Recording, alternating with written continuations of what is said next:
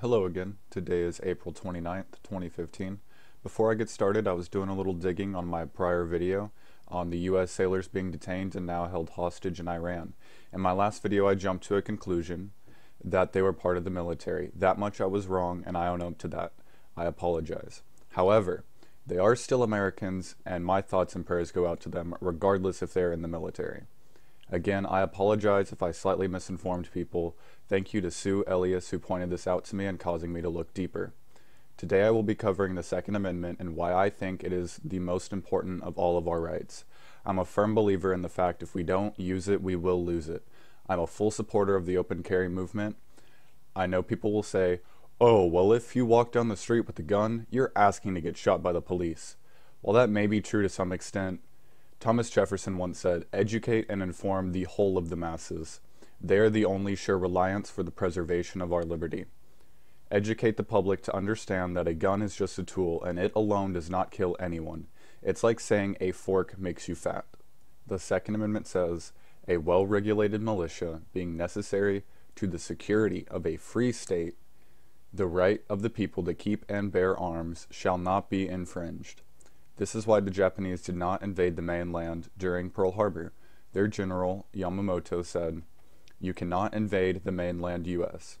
There will be a rifle behind every blade of grass. A common misconception with the Second Amendment is, well, it's my right to own a gun so I can go hunt. Well, yes and no.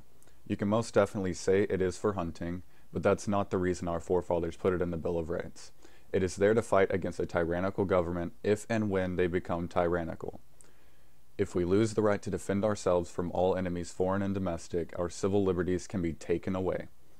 Adolf Hitler said once, to conquer a nation, you must first disarm its citizens. We must first learn from our history or we are doomed to repeat it. Before I sign off, I wanted to read from the book, The Capitalist Conspiracy. Thank you to InfoWars for pointing this out last night on the nightly news.